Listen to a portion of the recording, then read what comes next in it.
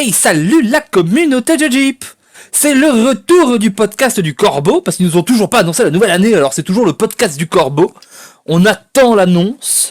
Il y a toujours Den avec moi. Salut Den. Coucou. Et moi, je pense que ce sera peut-être l'année du chien, parce que c'est l'année chinoise du chien sur Overwatch. C'était Voilà. pas le porc? Non, c'était le chien, je crois. Et hors porc, cochon, samoussa et tout ça, aujourd'hui on a un invité. Mais oui, c'est l'année du cochon. Aujourd'hui on a un invité, et cet invité, donnez-moi un P, donnez-moi un I, un U, un P, c'est Piup. Salut Piup.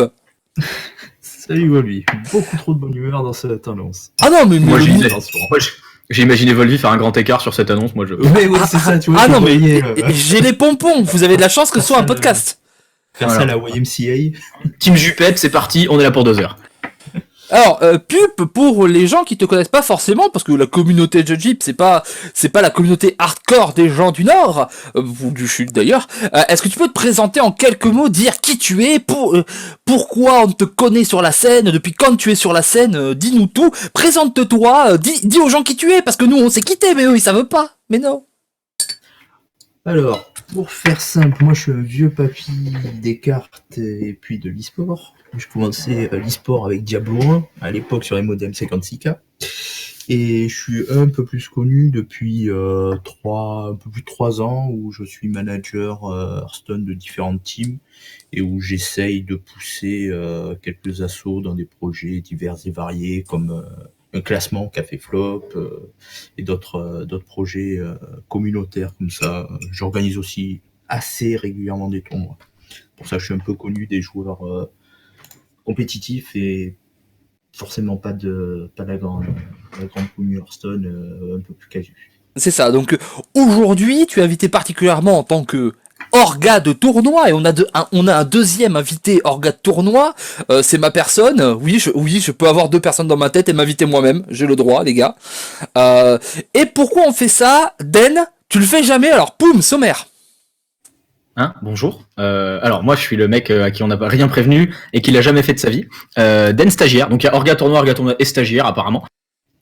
Sommaire. Alors, comme d'habitude, on va parler des news. Donc cette semaine en news, on a l'article qui a été révélé sur Inven Global, il me semble, avec ce que les pros attendent pour l'année 2019, donc leur réaction aux annonces, les 2-3 trucs en plus qui ont pu être donnés depuis. Ensuite, je vais rendre la parole à Volvi.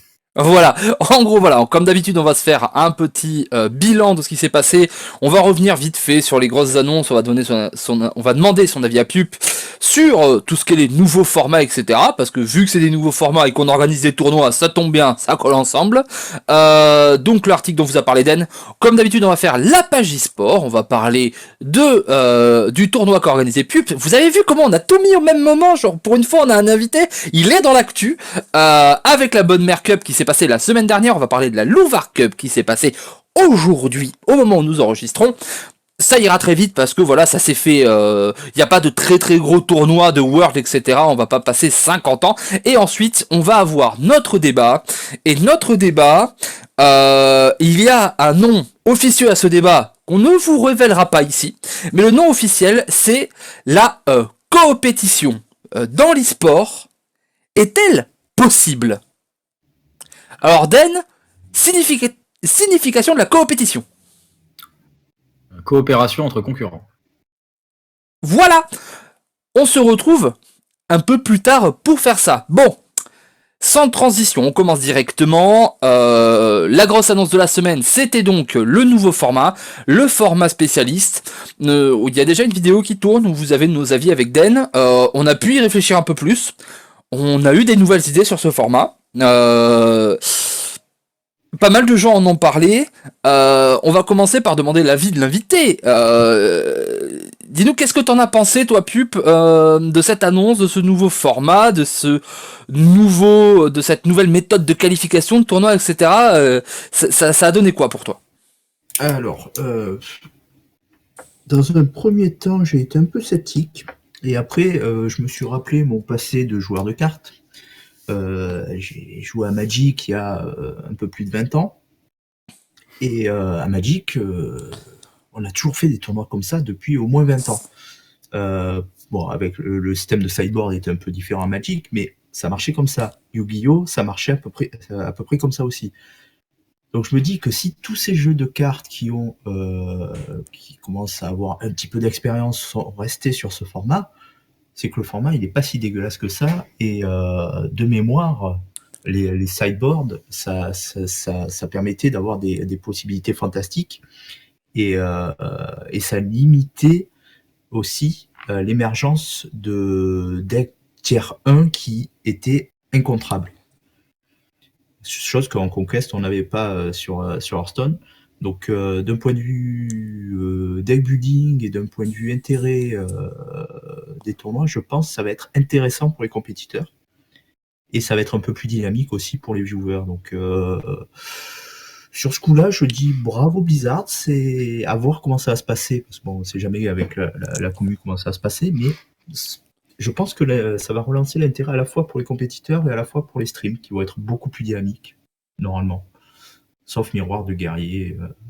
Est-ce que tu as pas peur un petit peu que ce système où on n'a vraiment pas voulu s'emmerder et on fait 3 decks qui sont préparés à l'avance, ça enlève justement un peu le principe du side qui est assez intéressant entre les manches? C'est moins intéressant que le side pur et dur, mais il y a des petites choses intéressantes et il y aura beaucoup de brain parce que dans le format prévu par Blizzard, on ne sait pas quel est lequel des 3 decks l'adversaire a pique. Donc on va être obligé de tourner autour des cartes qui sont dans les 3 decks. Donc il va y avoir beaucoup ça va être un peu des coups de poker souvent à des moments de faire croire qu'on a la carte deck qui va bien dans le deck alors qu'on n'a pas choisi cette version-là. Donc d'un point de vue stratégique, je trouve que c'est très intéressant. Ouais, c'est assez différent. Den, est-ce que Oui. tu as des nouvelles choses sur ce format? Est-ce que tu as des nouvelles choses sur, sur ce qui s'est passé? On en a parlé ensemble. Je pense qu'il y a un format par équipe qui peut être très très intéressant à 3 contre 3 ou 5 contre 5 où en fait les joueurs n'auraient pas le droit d'amener la même classe. Et du coup, ça forcerait ce qui pour moi peut être le plus gros problème du format, qui est la meilleure classe est jouée par quasiment tout le monde et à la limite tu vas avoir 3 classes qui seront la meilleure, son contre et le contre du contre. Et c'est tout en fait. Et que ce soit 3 classes sur les 9 qui dominent complètement le format. Il y a moyen qu'un système par équipe où les joueurs sont obligés de se diversifier au sein de l'équipe puisse être très intéressant. Et sinon, il y a un autre truc qui m'est venu aujourd'hui en jouant à Hearthstone, c'est qu'en fait, normalement, après avoir lu tout ce que tout le monde avait dit, il y a beaucoup de gens qui ont dit ouais, c'est pas aussi profond que Magic, c'est pas aussi profond que un site de 10, de 15 ou quoi que ce soit, c'est des listes arrêtées, c'est pas bien. Mais il y a un truc que je me suis dit, en fait, c'est que dans un side, en effet, on sait pas ce que l'autre a changé. Il peut changer de 0 à 15 cartes, ce qui donne énormément de possibilités différentes. Et c'est dur de le deviner, en fait. Sauf qu'en fait, quand tu as des listes ouvertes, tu vas le deviner, oui. Mais il y a aussi le fait que c'est très très dur de savoir, dans Hearthstone, quels sont les techs tant que tu les prends pas dans la tête, en fait. Tu vas savoir quels sont les 3 decks, mais tu vas pas savoir lequel il a choisi. Et du coup, des fois, tu vas jouer autour de cartes qui sont pas dans la liste du mec, ou tu vas pas jouer autour de cartes parce que tu te doutes pas qu'il a pris cet archétype. Et du coup, en fait, c'est vrai qu'il y a une dimension de bluff à laquelle je m'attendais pas du tout, et que j'ai réalisé aujourd'hui et qui peut être super intéressante dans ce format. Alors la vraie question, c'est est-ce qu'ils vont continuer à ouvrir les listes? En théorie, oui. Moi, c'est toujours mon pire, problème avec les formats de Hearthstone, c'est les listes ouvertes. De ce que j'ai compris, tu connais les 3 listes. Oui, d'après les règles de Blizzard, dans tous les cas, dans tous les tournois Blizzard officiels, il faudra submit les listes. Et je vois pas pourquoi, s'il y a un submit de liste, à règle générale, Blizzard, chaque fois qu'ils ont demandé un submit, c'était pour que les listes soient ouvertes. Oui. En général, c'est vrai qu'ils ouvrent les listes. Après, ça dépend, tu vois. C'était dans le dernier règlement, mais t'étais pas obligé de jouer à liste ouverte. Ça pouvait être juste pour l'orga, pour faire des deck checks. Oui, c'est pas précisé, mais mais dans les gros tournois, il y a des grandes chances que ce soit comme ça. Et dans les tournures de phrases, tu sens quand même que l'idée derrière, c'est d'avoir des listes ouvertes. Après, c'est pas mentionné comme étant obligatoire dans les règles de Blizzard, mais voilà. Vous connaissez les gens qui nous suivent. Moi, c'est toujours un petit problème. Je pense que ouvrir les listes dès le début, au lieu de... voilà, les listes ouvertes en top 8, pourquoi pas. les listes ouvertes sur tout un tournoi, ça casse les chances d'invention de personnes, comme on a pu voir par exemple Tars ou des choses comme ça. C'est voilà, c'est pas ce que je préfère. On continue, on va parler de cet article qui est sorti, où en fait c'était un article qui interviewait les pros sur exactement ce dont on vient de parler. Et pour le coup, je pense que les pros sont un peu tous d'accord avec nous. En tout cas, avec nous, ce qu'on a dit. Il y a une phrase que j'ai retenue. C'était que la prochaine extension allait être ce qui fait ou défait le format spécialiste. Tous les pros sont à peu près d'accord là-dessus. Tout le monde a été très étonné que le format spécialiste s'applique pas à partir d'avril, en fait. Tout le monde a été un peu sous le choc de comment ça, il commence le 6 mars. Personne s'y attendait à ça. Donc c'est vrai qu'en fait, tout le monde a mis énormément d'intérêt à cette extension en avril. Voilà, parce que pour l'instant, on peut être d'accord que Hearthstone, et on l'a vu, c'est pas très très bien adapté pour le format spécialiste. Bah quand tu sais pas, tu joues chasseur. Ou prêtre. Oui. Ce qui est bien, au moins, c'est que juste avec ces deux classes, tu peux aller dans au moins 5 ou 6 archétypes différents. C'est ça. Et en plus, c'est quand même malin de mettre en place le format spécialiste avant l'extension, parce que ça permet d'avoir déjà un rodage sur le format spécialiste. Donc ça recrée aussi un peu de hype autour du jeu pendant le petit mois en attendant encore l'extension. Parce que sinon, là, pendant un mois, honnêtement, pas grand monde aurait joué. Donc, si, parce qu'il y avait quand même les Open Cup et les gens sont obligés d'y jouer. Et moi, en fait, je le vois dans l'autre sens. Les joueurs compétitifs, c'est qu'une toute petite partie de la communauté. Oui, mais personne d'autre va jouer en format spécialiste, en fait. Tu vas pas faire un format spécialiste en ladder. Les autres gens, ils jouent en ladder. Non, mais ça redonne de la hype parce que du coup, les streamers, oui, les casters et tout ça, ils sont hypés. Donc derrière, forcément, moi, j'ai peur de l'inverse. C'est que moi, honnêtement, j'ai peur que si je vois du chasseur contre prêtre pendant un mois, je vais me dégoûter du format. Et justement, avant même qu'ils aient eu la chance de faire en sorte que le format me plaise avec la rotation, je vais arriver et je vais dire, ok, j'ai fait des Open Cup tous les jours pendant un mois, ou j'ai regardé des streams tous les jours pendant un mois. C'est bon, le format il m'a saoulé, j'en ai marre de voir tout le temps la même classe. Ah, ça peut être à double tranchant. Voilà. Ça peut être à double tranchant. De ce que j'ai vu, notamment dans Omnistone, etc., Brian Kibler disait ça aussi. C'était un peu bizarre que ça arrive maintenant parce que il a dit Hearthstone est pas prêt pour ce format. Il a dit c'est pas bien. Et il y avait Firebat, je crois aussi dans Omnistone, et les deux ont dit c'est pas bien. Faut pas faire ça. Et surtout que Hearthstone a pas les cartes faites pour être des cartes de side en fait. Il y en a quelques-unes, mais elles sont pas très nombreuses. Voilà, elles sont pas très nombreuses et il y a les tours 6. Il y a 3 que tu vas retrouver partout, les T6, voilà, je pense qu'on pense au même. Geis, Nerubienzi. Voilà. Et surtout qu'elles sont pensées en fait pour pouvoir être rentrées dans des decks. Le truc c'est que des vraies cartes de side, c'est des cartes qui quand elles sont utilisées à bon escient sont totalement OP, mais totalement nulles à côté. Alors que pour que les cartes puissent être jouées dans Hearthstone, parce que t'avais pas de side en fait, t'étais obligé de faire des cartes qui étaient pas totalement OP contre une situation, mais qui par contre étaient jamais trop nulles. Jamais trop nulles, parce que si elles étaient vraiment trop nulles, on les jouait pas en fait. Mais justement, je pense qu'il y a des cartes qui sont totalement useless à l'heure actuelle, qui vont peut-être trouver quelques spots en side.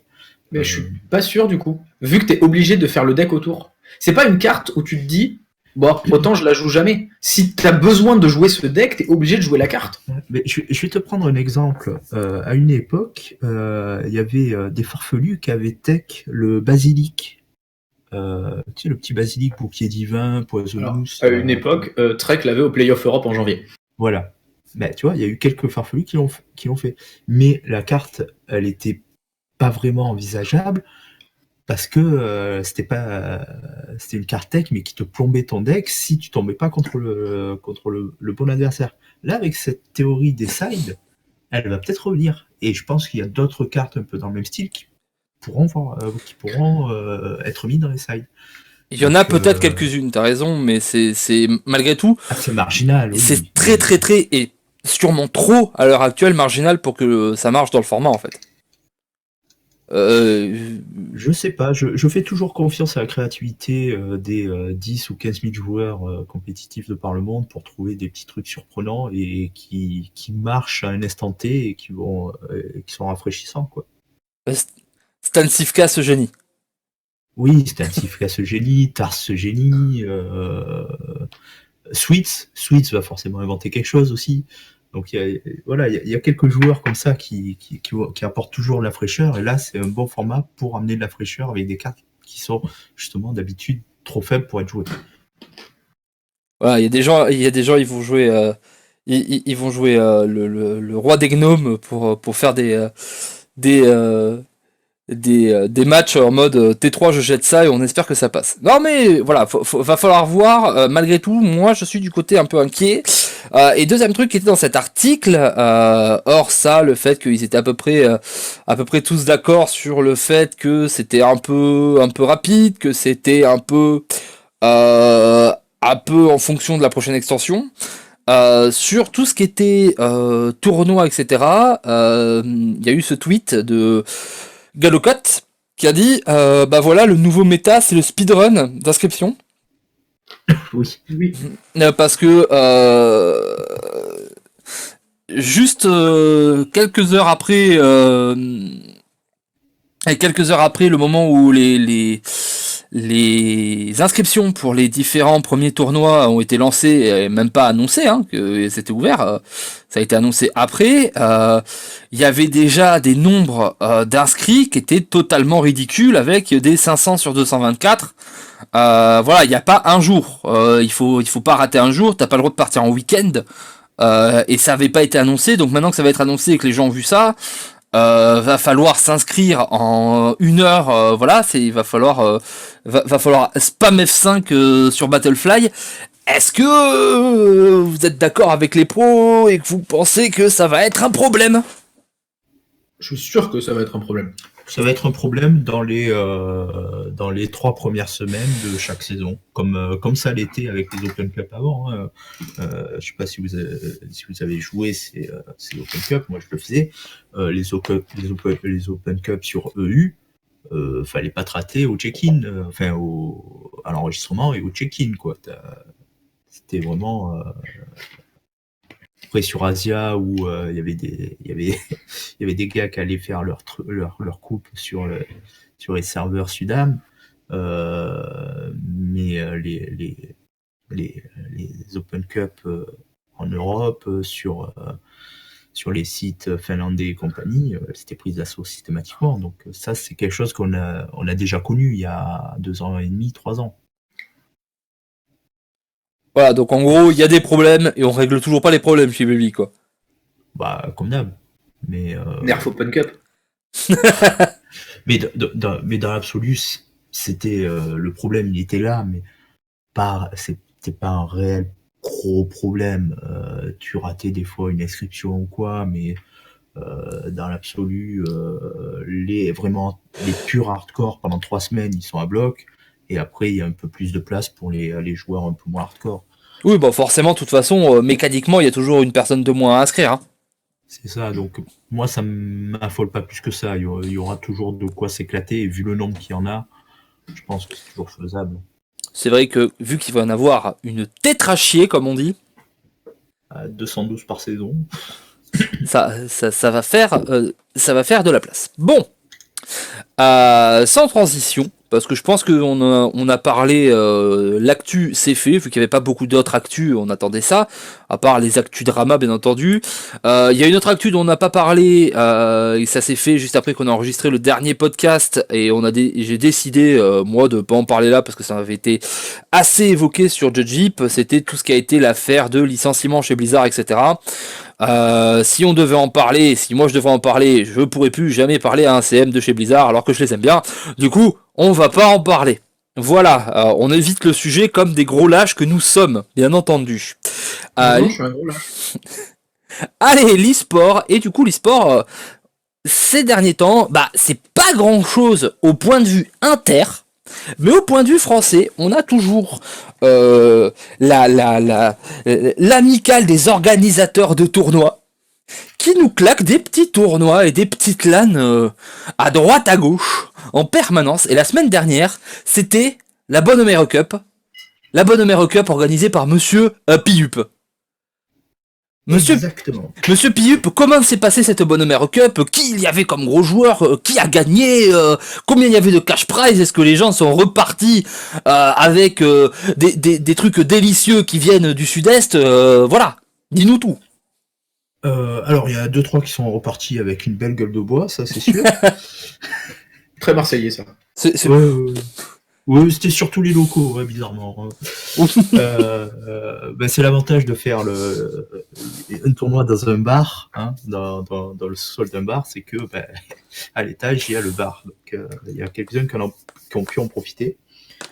En termes de gros joueurs, qui on avait quand même Maverick, Charon, Johnny Bamboo.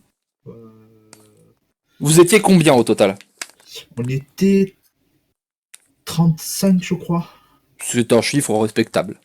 C'était correct. Après, on avait prévu la place pour 64, mais bon, on n'a pas pu. Par rapport au drama, Arma et tout ça, déjà, il y a pas mal de joueurs pros qui sont restés un peu sur le carreau dans l'attente de changement de situation. Donc forcément, quand les joueurs les plus hype se déplacent pas, il y a un peu moins de place. Et il faut dire aussi que le même week-end, il y avait un autre tournoi qui a été passé sous silence de beaucoup de gens, qui est l'Insalan. Oui, c'est vrai qu'il y avait l'Insalan. Qui se déroulait à Rennes. Donc je comprends que les gens, j'ai pas mal de gens qui étaient plutôt dans l'Ouest et qui ont préféré aller à Rennes. Oui, effectivement, les deux étaient assez éloignés. Voilà. Donc c'est normal. Mais de toute façon, je pense que les gens de Brest ou autres, ils auraient peut-être pas fait le déplacement à Marseille juste pour un petit tournoi. Oui, de toute façon, voilà, c'est plus les Tourangeaux. Tourangeaux. Pas aller à Rennes pour ça. On se marchait pas trop sur les pieds en fait. Ok, combien c'était de cash?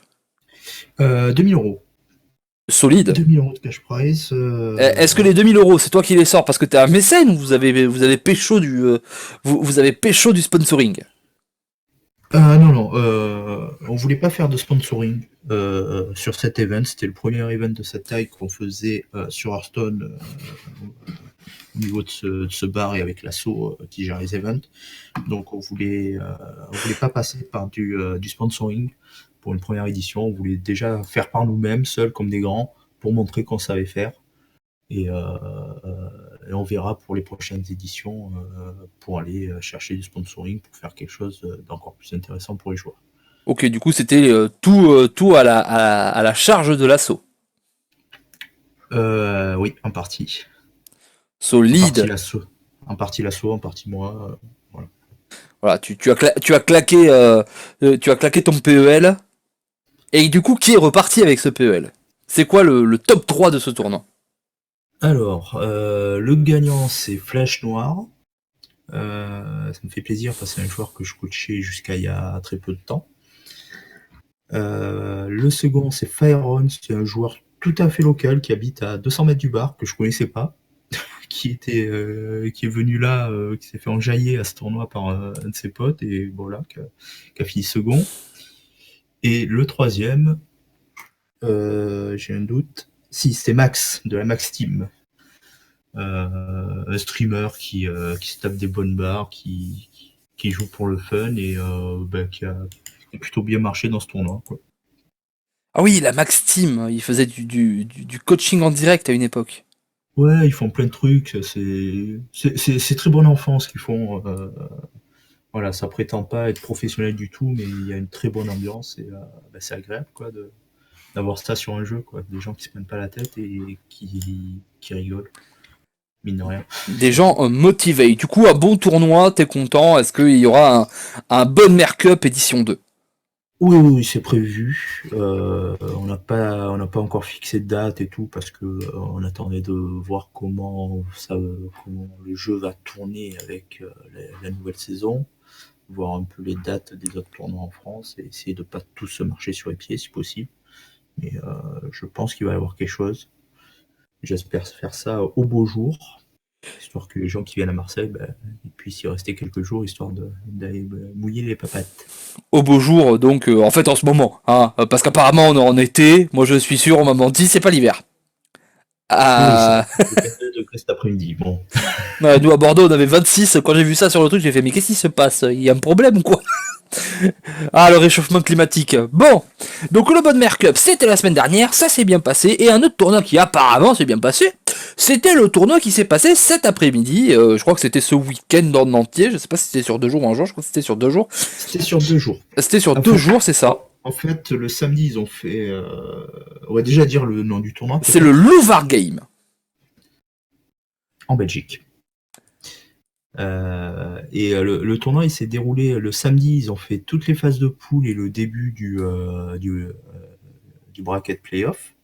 Et aujourd'hui, ils ont fait juste les 2 dernières games, si je dis pas de bêtises. C'est ça, les petites phases finales.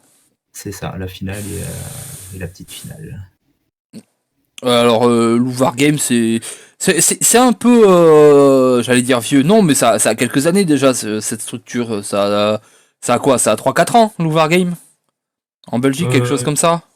J'ai l'impression que c'est un peu plus vieux que ça. Peut-être un peu plus, oui, mais voilà, avant c'était vraiment un tout petit truc et là ça commence à être assez costaud parce qu'il y a pas mal de jeux représentés, des choses comme ça.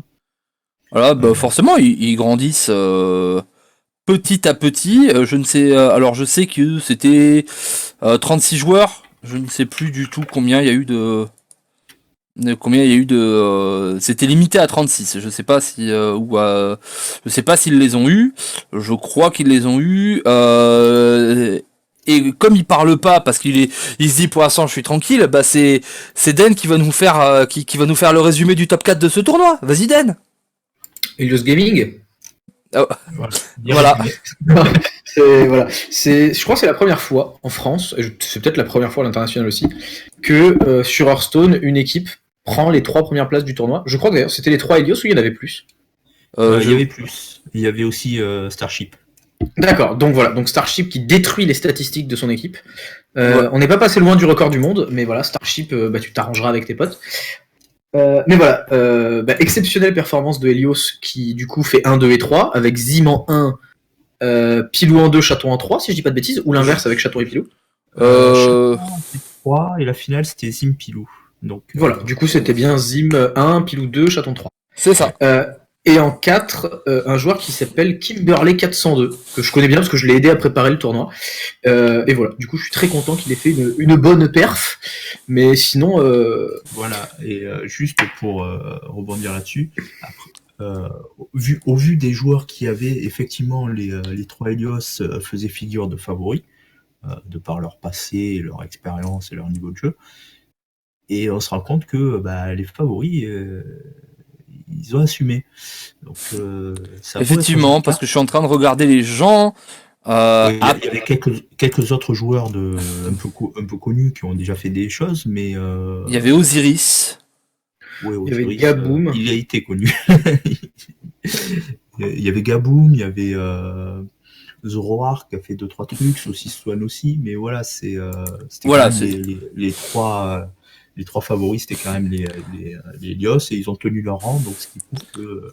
après, sans leur porter préjudice, ou parce que moi je suis tier 14, mais il y avait pas quand même d'énormes joueurs du, entre guillemets, tier 1 de la francophonie. En ce moment, le tier 1 de la francophonie est plus occupé à se foutre sur la gueule qu'à aller en tournoi. Oui, tout à fait. Voilà, les gens les gens qui ont gagné des gros tournois et qui ont fait des top 8 de DreamHack et des conneries comme ça en France, bon, en ce moment ils sont plus en train d'être dans des petites cachettes à se tirer dessus avec des lance-flammes, plutôt qu'aller faire des tournois. Peut-être qu'aller faire des tournois ce serait mieux pour le niveau de la scène française. Je rappelle que Pilou a déjà fait un top 8 de DreamHack. C'est vrai. Quand même. Ouais, mais puis... Pas ta table non plus. C'était en War Pirate, mais je dis rien. Euh, on dit ça, on dit rien, mais on le dit quand même, tu vois. Mais je pense que là, c'est vrai, c'était DreamHack Atlanta de l'année dernière, celle que Dorker Jinkininki a gagnée, et c'était l'époque où War Pirate avait posté sur le tournoi 87% de win rate. Bon deck. Oui, et il a refait un top 16 à ADH Tour en 2018 quand même. Oui. Voilà. Et là, il n'y avait pas de War Pirate. Ouais, mais j'étais pas là.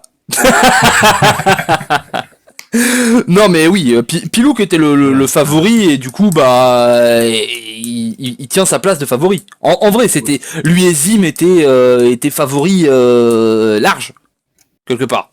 C'est ceux qui avaient le plus de palmarès. Donc voilà, et comme tu le disais, c'est vrai, c'est un jeu de cartes, mais malgré tout, on le voit que des fois, les favoris sont plus stables sur Hearthstone que sur Fortnite. Ça, c'est dit. Bon, on ferme la page e-sport, comme on a dit, on allait vite. On fait le petit shout-out. Ça va être l'instant big up. C'est une nouvelle rubrique. C'est tout nouveau.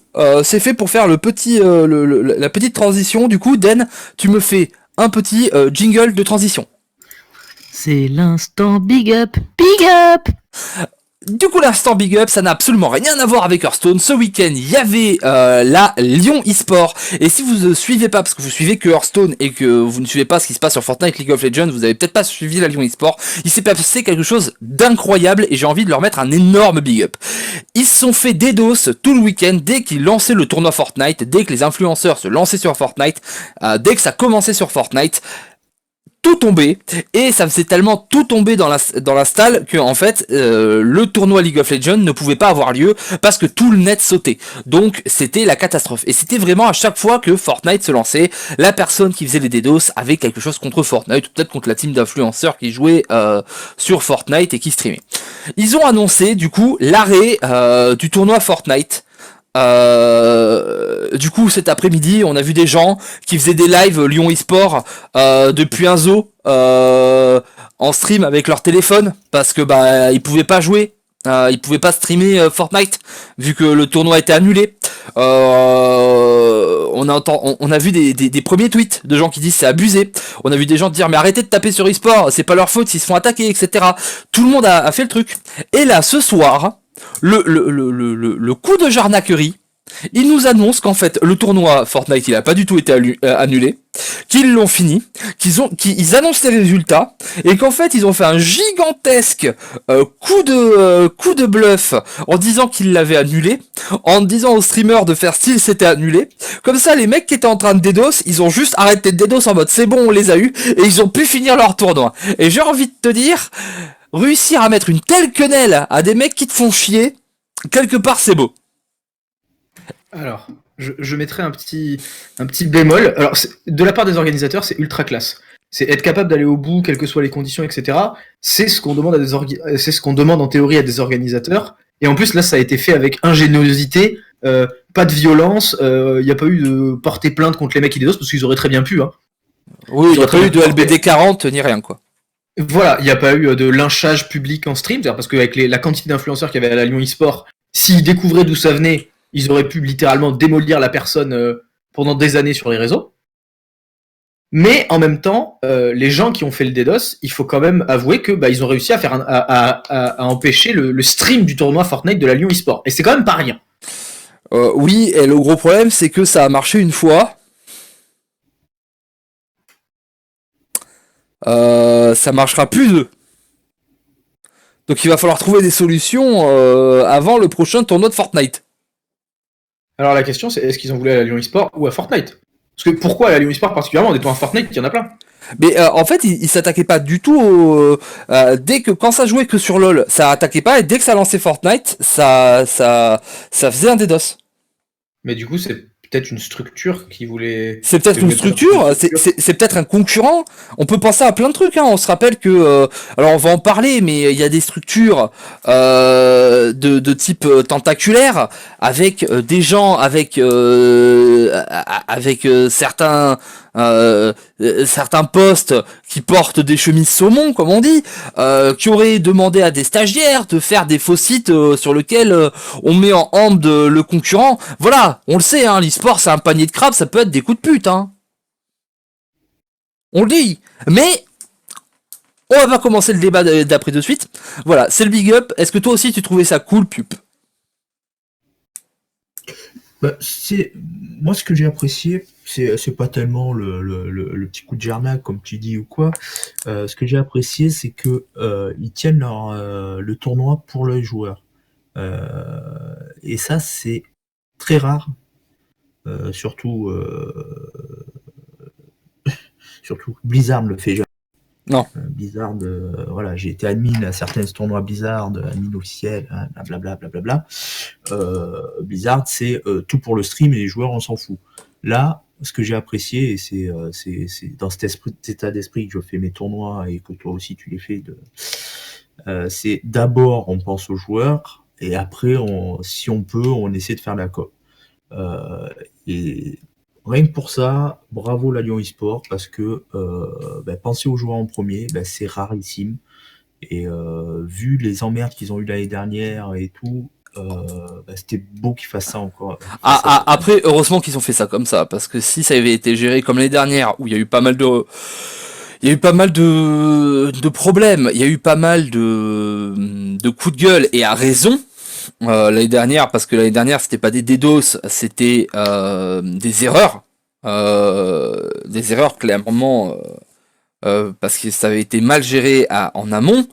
Leur association allait souffrir énormément, parce que voilà, là déjà c'était déjà l'édition du pardon quelque part. Oui, mais au fait, l'année dernière, c'était quand même pas trop leur faute. C'était surtout beaucoup la faute du fournisseur d'accès. Mais il y a quand même beaucoup de tournois où il y a des problèmes techniques et les joueurs, on s'en fout. Ouais, je sais pas si vous avez entendu parler d'un truc qui s'appelait le Gaming Winterfest à Melun. Oh lolo. Voilà, c'est fréquent que les organisateurs n'aient rien à foutre des joueurs une fois qu'ils sont dans leur event. Voilà. Après l'organe de la Gaming Winterfest, moi j'ai fait un tournoi avec en online. Déjà en online ça s'est pas bien passé. Je dis plus jamais. Quand j'ai vu que ça allait être en offline, j'ai fait oulala et au final oulala. Hein, il y a des gens comme ça, on les voit arriver, on sait que ça va mal se passer. C'est pas le cas de la Lyon eSport, c'est vraiment des passionnés et autant l'année dernière, voilà. Moi j'avais un point de vue sur le fait que dire oui c'est le FAI, etc. C'était pas les trucs qu'on nous avait promis, bah oui, bah tu vérifies, c'est ton boulot, quand tu fais pas bien quelque chose, c'est normal que ça te tombe sur la gueule. Si nous on le fait pas bien, ça va nous tomber sur la gueule et ce serait légitime. Mais là, ils l'ont très bien géré, tout a été réglé, il y a pas eu les mêmes erreurs, ils ont appris, ils ont fait les choses ultra correct, il y a quand même des connards qui se sont attaqués à eux, ils ont réussi à gérer, donc le chapeau est total. Yes. Voiloute. Bon, c'est le moment, on est parti, c'est le gros du sujet, et comme il n'a pas beaucoup parlé, je vais laisser Den le présenter parce que c'est une idée de sujet à lui, et ça tombait bien avec ce qui se passe en ce moment. Alors, qu'est-ce que je fais? Je explique juste ce que c'est ou je fais le contexte complet? Mais fais le contexte complet, t'as un peu de temps, on a beaucoup parlé avec Pup, on a échangé, donc t'as été plus en arrière, vas-y. C'est ton moment. C'est ton moment, kiffe. Alors voilà, ça fait maintenant 5 ans que je suis un peu dans Hearthstone et que je suis le truc. Et pour ceux qui me connaissent pas trop en dehors du coaching de Hearthstone, etc., j'ai une autre passion, c'est l'économie et les différentes théories économiques. Et lors de mon master, mon gérant de master avait une thèse sur ce qu'on appelle la coopétition. C'est-à-dire, en gros, pourquoi des concurrents devraient coopérer et en fait montrer que c'est profitable à la fois pour les deux et pour le secteur dans l'ensemble. C'est-à-dire, en gros, c'est une thèse qui montre que dans un même secteur, les entreprises sont en concurrence, mais les secteurs également sont en concurrence. C'est-à-dire que quelqu'un qui a de l'argent pour, mettons, ses loisirs, quand il va au cinéma, il va peut-être pas au restaurant. Ou quand il va au restaurant, il va peut-être pas à la patinoire. Et quand il va à la patinoire, il va peut-être pas au ski. Ou des choses comme ça. Et du coup, c'est comprendre que il y a différents niveaux de concurrence et que c'est pas toujours la guerre entre moi et lui, que ça peut être nous contre d'autres, puis moi et lui, puis repartir à nous contre d'autres, puis d'être deux secteurs contre un autre, puis des choses entre pays, genre ça peut être une concurrence territoriale, ça peut être une concurrence économique, ça peut être une concurrence de personnes, ça peut être une concurrence de secteurs, ça peut être 10 000 concurrences. Et du coup, mon prof avait une thèse sur le fait que, il y a dans des secteurs des entreprises qui ont absolument tout intérêt à coopérer parce que ça va faire grandir le secteur et donc ensuite, même celui qui perdra la guerre entre les deux, il aura largement grandi par rapport au point duquel il partait. C'est-à-dire qu'en fait, même le perdant, il aura gagné. Du coup, je vous laisse comprendre ce que le gagnant va avoir à la fin. Et dans l'e-sport, puisque c'est un secteur dans lequel notre client ne paye rien, c'est fantastique quand même. Les gens à qui on vend, ils payent pas. C'est-à-dire les viewers d'un stream ne payent rien. C'est uniquement une fonction de donation. C'est-à-dire personne n'est obligé de s'abonner, personne n'est obligé de nous donner des donations, etc. Ceux qui payent, ce sont les gens qui payent les pubs à Twitch. Et du coup, en fait, les entreprises, donc quand je dis les entreprises, c'est les boîtes de streaming, c'est les équipes, etc., ont absolument tout intérêt à coopérer pour qu'il y ait le maximum de viewers contre les autres secteurs qui demandent du temps aux viewers et donc qui leur demandent de ne pas regarder des streams à la place, pour que il y ait la plus grosse masse possible. Et une fois qu'on a atteint la masse critique, c'est-à-dire ça ne peut plus augmenter, là on se bat pour savoir qui va avoir cette masse. Mais en commençant la guerre trop tôt, en fait, même si tu gagnes, comme il n'y a pas beaucoup de viewers parce que tu t'es concentré sur battre l'autre et pas faire grandir la masse potentielle, au final tu ne te bats pour rien. Ok, et maintenant dans le contexte du Hearthstone français. Dans le contexte du Hearthstone français, ça va faire des années maintenant, on a parlé. Il y avait deux grandes web TV, Gamers Origin et Arma. Et c'est vrai que cette histoire de guéguerre, alors c'était beaucoup plus bon enfant que ce qui se passe maintenant. Ce qui se passe maintenant, sur Twitter, ça dit que ça tire à balles réelles. Pour ceux qui ont déjà vu le film Dodgeball, c'est un peu ça. En gros, ça vise les couilles. Ce qui se passe, c'est qu'en fait, on est tellement concentré sur défendre son image, on est tellement concentré sur essayer de garder le maximum de viewers de la communauté qu'on avait ou de récupérer les viewers de la communauté des autres, que j'ai l'impression que personne se pose la question de et si on allait chercher des viewers qui n'existent pas encore. Et pour ça, si les deux collaboraient et si tout le monde se mettait d'accord pour faire d'énormes promotions communes, alors j'ai pas d'idées concrètes, c'est juste des concepts dont je parle, la masse de viewers généraux sur Hearthstone en France pourrait augmenter, et ce qui fait que au lieu d'avoir à peu près les chiffres à la fin, c'était Arma à 2K5 et Géo à 801K. Après, tu me dis si je dis une connerie. C'est à peu près ça, oui. Et en fait, mettons que tu arrives à me faire... Donc ça fait une masse d'à peu près 4,5K. À peu près. Si tu fais augmenter cette masse à... Je dis une bêtise. Mettons que tu arrives à doubler cette masse en coopérant pendant 6 mois. Même si la proportion reste, c'est-à-dire que si les viewers d'Arma, ils arrivent à 7000 et que Géo, ils arrivent à 2K, 2K5, en quoi c'est mauvais ? Oui, on aura l'impression que Géo a encore plus perdu face à Arma. Mais oui, Géo se serait fait plus d'argent. Oui, ça aurait été plus profitable. Oui, ils auraient un business model plus stable, plus sur le long terme. Alors, ça veut dire que ton concurrent direct, lui, il se fait énormément d'argent. Mais le but premier d'une entreprise, c'est de pas mettre la clé sous la porte, non ? Si ça te permet de réaliser ça, fais-le. C'est ça, le but premier d'une entreprise, c'est de pas de faire couler les autres entreprises, c'est de, elles, réussir à survivre. Voilà. Maintenant que ça, c'est présenté, voilà. on est d'accord sur ce qu'il fallait faire, sur ce qu'il faudrait faire. Non, je dis pas qu'il faut. Non, mais je dis que c'est quelque chose que je ne comprends pas dans un monde où le potentiel est illimité puisque la personne à qui on vend n'a rien à débourser. Alors, je peux même me permettre de rajouter je t'en prie. chose. Moi, je suis un peu plus dans le monde de l'industrie que vous, donc je connais un peu plus le sponsoring et le monde politique aussi. Il y a le côté Twitch viewer dont a parlé Dan, mais il y a aussi toute la partie événementielle autour d'Hearthstone. J'allais y venir, mais tu as raison. Ah. Non, mais je t'en prie, continue. En général, ce marché est en développement. Le problème de vouloir juste détruire ses concurrents sur un marché en développement, ça veut dire qu'on perd de la captation d'audience, comme disait Dan. On passe à côté d'opportunités. Et et du coup, le marché global passe à côté d'opportunités de gros sponsors qui voudraient bien y aller, mais qui, comme il y a une petite guéguerre à l'intérieur, ne vont pas y aller. Je prends l'exemple des banques qui commencent à se mettre sur l'e-sport. Ils n'ont pas trop envie de venir sur sur Hearthstone par exemple parce que le marché, parce que Hearthstone c'est tout petit, ça s'est pas développé ces dernières années, alors qu'il y a des trucs qui sont développés et qui ont continué à se développer comme LoL, parce que ce que disait Den, sur LoL, tout le monde était pour mettre en avant la scène LoL sans se tirer dans les pattes. Ils montaient des faux dramas, les Solari et compagnie et tout ça, mais toute la scène, c'est très bon enfant. Chose qu'on n'a pas sur Hearthstone. Pour encore plus bon enfant, on pourrait parler de Overwatch avec les fameux broadcasters. Oui, après Overwatch, bon, je ne connais pas trop parce que ça s'est tiré une balle dans le pied tout seul, mais... mais tu sais que Overwatch fait énormément plus d'argent qu'Hearthstone à l'heure actuelle. Oui. Et a énormément plus de sponsors, etc. Et même les streams rapportent énormément plus, justement parce que tu as ce phénomène des broadcasters. Pour ceux qui suivent pas Overwatch, il y a l'Overwatch League. C'est le flagship. C'est l'équivalent de la Ligue des Champions ou je sais pas, ou du Super Bowl pour le remettre dans le monde du sport. C'est le gros tournoi. C'est la Coupe du Monde. Les gens ils regardent ça. Parce que voilà. Et il y a les casteurs français.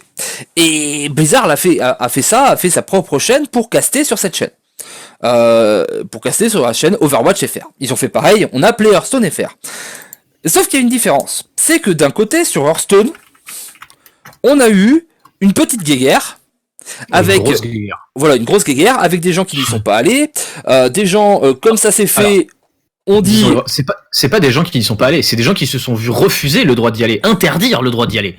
Voilà, des gens par leur structure toujours dirigés par une vieille personne qui porte des pulls saumon, voilà, on ne dira pas de nom, mais vous devinerez de qui on parle, ont été refusés d'y aller. Du coup, on s'est retrouvé avec qu'une chaîne, avec qu'un truc. Les mecs ont refusé de faire les trucs ensemble, etc. Ça a périclité. La chaîne n'a pas particulièrement marché. Et en plus de ça, comble des trucs, c'est que au lieu de laisser tout sur cette chaîne et dire ok, quand c'est ça, on prend le dimat là-bas et après on s'en va. En face du produit officiel Blizzard, on a mis le gros adversaire en face. On a mis les meilleurs streamers disponibles. Voilà. On s'est dit, il y a la Coupe du Monde en face, qu'est-ce qu'on va faire? Eh ben, on va mettre Intouchable en face. La personne qui maintenant n'est plus intouchable.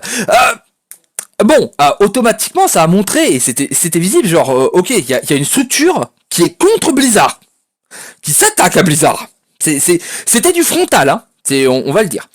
Chez Overwatch, ils ont fait exactement la même chose. Et Overwatch, soyons bien d'accord, il y a quelques temps, et c'était beaucoup moins suivi qu'Hearthstone. C'était une des réussites Blizzard dans l'e-sport, c'était pas comme Heroes of the Storm, mais ça restait quand même le deuxième jeu derrière Hearthstone chez Blizzard. Les mecs ils ont fait ok, ils y vont tous ensemble, ils s'éclatent, ils se sont rencontrés là-bas, ils sont devenus méga potes, et après ils ont commencé à faire des casts chez les uns, chez les autres, à Dibou chez AlphaCast, avec le Clear qui vient, avec l'Uti qui passe, ils ont fait des trucs, des machins, ils se sont tous mis ensemble à faire des vidéos les uns les autres, des featuring, des trucs, ils ont permis à chacun de récupérer une part du public de l'autre, et ça a fait que chacun marche mieux. Et du coup, on est exactement, je suis pas économiste comme toi, Dan. Moi, j'ai fait des études d'économie, j'ai fait 2 ans, ça m'a cassé les couilles, je suis parti. Donc, j'ai pas autant de spécificité que toi, de spécialité. Mais, est-ce que c'est pas l'exemple même de la coopétition qui marche? Ben oui, c'est-à-dire qu'en fait, pour moi, dans l'e-sport, tu peux être concurrent à 3 niveaux. Au début, je parlais de tous les niveaux qui existent. Pour moi, dans l'e-sport, il y a 3 niveaux. Soit t'es concurrent avec les autres boîtes qui font la même chose que toi. Donc Armageo, ils font la même chose que nous, on les aime pas, on est concurrents. Soit tu le fais au niveau des broadcasters, c'est-à-dire au niveau du jeu. Nous, on aime Overwatch, on veut que Overwatch ce soit le meilleur jeu, donc on va se mettre en concurrence avec tous ceux qui font un autre jeu. Donc, énorme cohésion dans tous les gens qui font du Overwatch. On accueille les nouveaux streamers, on accueille tous ceux qui aiment le jeu. On le voit clairement, des fois, ils font des tweets où ils font de la pub pour des mecs à 4 viewers. Ils font des raids sur les streams des autres, des trucs comme ça.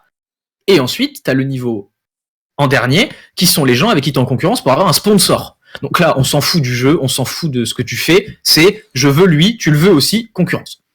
Et là, en général, c'est les pires concurrences parce que c'est des trucs dans la partie sombre où personne n'est au courant et ça, enfin, les guerres pour les sponsors, ça part en général c'est pas du drama, ça part en procès à ce niveau-là.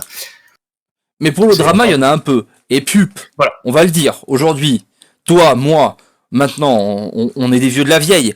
Tu vois, on est plus des jeunettes. T'as pas 22 ans, Pup.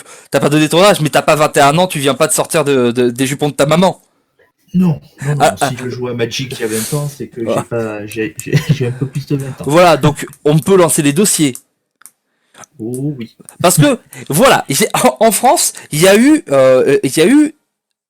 ce que j'appellerais presque de la concurrence déloyale, et je dirais il y a eu, oui, c'est de la concurrence déloyale, et il y a eu vraiment des coups de jarnac faits par une structure puis une autre, où on retrouve toujours les mêmes personnes qui portent des pulls de couleur saumon, qui sont passés. Est-ce que tu veux commencer sur... Parce que voilà, les gens sont là pour les dossiers. Est-ce que tu veux commencer sur un dossier ou je commence? Tu choisis, on en fait un chacun. Alors, je vais pas commencer sur un dossier, je vais juste rajouter une précision. Oui, vas-y, je t'en prie. Il y a la partie visible qui sont les web TV qui se tirent dans les pattes, mais il y a aussi toute la partie cachée, et ça va te faire un super lancement, Volvi. C'est que il y a tout ce qui fait la commu d'un jeu, c'est aussi les tournois. Beaucoup. Et le problème qu'on a actuellement en France, c'est que les organisateurs de tournois sur Hearthstone sont principalement des influenceurs, et donc sont principalement les deux grosses structures que sont Géo et Arma. Géo a un peu arrêté. Et tout ce qui est indépendant a été un petit peu détruit par cette concurrence, parce que, par exemple, des tournois faits par des boîtes ou des assos qui n'ont pas pignon sur rue ou qui n'acceptent pas de s'associer avec des gros que sont Géo et Arma n'ont à peu près aucune chance depuis plusieurs années. Et je pense que Volvi, tu as quelques exemples à donner là-dessus. Allez, je commence en premier. Alors je commence en premier et c'est le plus récent. Le plus récent parce que je parlerai des premiers trucs qui nous ont été faits. Et c'était sur les web télé en plus, mais on parlait de tournois, je vais parler des tournois. Bordeaux Geek Festival. Il y a 2 ans, Den fait podium. Je le dis parce qu'il est toujours content quand on lui dit. Ça arrive pas souvent en plus. À la DreamHack Tour, je vais voir la personne qui dirige cette grande structure française, qui est Arma. Et je lui dis, écoute, voilà, il y a eu des différends à l'époque de Millennium, etc. Mais j'ai vu, on me dit oui, c'était comme ça pour Millennium, c'est pas pareil, etc. On me dit, bon, on me balade. Moi, je me dis, allez, dis-toi que c'est vrai, j'ai zéro confiance, mais j'essaie de me forcer. Je me dis, allez, crois-y, vas-y. Bon. Et je dis, voilà, j'ai mon tournoi à telle date. J'aimerais que ça soit casté chez vous. Ça venait d'ouvrir Arma à l'époque. On me dit, ok, et je fais, du coup, si tu veux m'envoyer 2-3 joueurs, voilà, notre format, notre système, il est cool, j'en ai assez parlé, tous les gens savent ce que c'est que le BGF, notre système, il est cool, on invite, je m'arrange pour que tes joueurs, quand on tire les poules, je m'arrange pour que toutes les poules tirées de tes joueurs, on les fasse jouer dans la deuxième journée, comme ça ils peuvent venir le deuxième jour. J'essaie d'arranger la team de streamers et d'influenceurs pour qu'on puisse tous les deux avoir un truc, et je dis, et voilà, et ils sont invités, parce que moi je compte ça comme un espèce de paiement, entre guillemets, par rapport au cast, ce qui va nous faire de la pub et le fait de l'annoncer, et je prends leur inscription à ma charge, à notre charge d'orga de tournoi, tout simplement parce que vous venez. On me dit, ouais, pas de problème, on t'envoie telle personne. Bon. Ok. On me dit, on m'envoie Odémian et 2 autres personnes. Bon, très bien. On va faire le tournoi et le mercredi, on est en train de monter le tournoi. Parce que nous, t'as déjà vu, je sais pas si t'as déjà vu, nous on fait un décor avec des murs, etc. Ça nous prend une journée de montage pour pouvoir monter la scène sur laquelle les gens jouent. Du coup, on est au boulot. Et là, je reçois un appel d'un des joueurs qui part très très vite après ce tournoi d'ailleurs. Celui qui est parti en premier, hein. Pareil toujours, on dit pas de notes, mais tout le monde sait dès qui c'est. On dit pas de notes, on dit pas de nom. Il me dit, écoute, on va pas pouvoir venir. Je dis, ah bon? Ah bah ouais, mais c'est pas très très cool. Il me dit, on vient de balancer, c'était le matin, on va balancer un tweet, parce qu'au final, on veut plus, la direction ne veut plus qu'on y aille, et du coup on va annuler notre venue. Et effectivement, 5 minutes après, le tweet part. Autant vous le dire, on a eu 14 annulations derrière, parce que en plus des joueurs de la team. Pour vous dire que, en plus, comme t'en avais certains, comme on a remboursé, etc., ça fait un manque à gagner qui est pas dégueulasse, hein. Sur un tournoi comme ça, où en plus on met beaucoup d'argent de notre poche. Bon, je dis ok, d'accord, et moi je suis toujours dans le bon truc. Je dis bon bah écoute, ce qu'on va faire, c'est que je vais m'arranger. J'ai Asmodai qui est ici. On va monter le tournoi et je vais t'envoyer un flux avec le tournoi. Comme ça, tu vas pouvoir caster vous allez pouvoir caster depuis Paris. On va tout vous faire bien. Je t'envoie le layout, etc. T'as rien à faire, t'as juste à te poser et à caster. Et là, on me dit ah bah non, parce que la direction, vu qu'on n'y est pas, elle veut pas qu'on caste non plus. Voilà. Donc imaginez ce qui se passe quand vous organisez un tournoi, qu'on vous a dit quelque chose, qu'on vous l'a juré sur la place, parce que de toute façon il n'y a pas de contrat dans ce genre de choses. Hein. Il faudrait en faire à chaque fois, mais ça se passe jamais comme ça. On te dit oui, on va te faire ça, oui, on va venir. Toi, tu as annoncé les gens, eux l'ont annoncé. Toi, t'as annoncé aux sponsors, aux gens avec qui t'as récupéré des goodies, etc. pour faire gagner à tes joueurs. Tu l'as annoncé à Blizzard. T'es en contact avec ces personnes-là, avec les CM. On te dit au dernier moment, mais non. Alors, imagine déjà comment tu passes pour un con. Mais derrière, on te dit, bah non, ça va pas passer. Ah bah ton tournoi où tu t'es fait chier à faire une belle scène, à monter une arche, à faire des trucs de bâtard, etc. pour que, en plus, que les gens soient bien, bah t'aies une bonne communication et ça passe bien, ben c'est plus la même.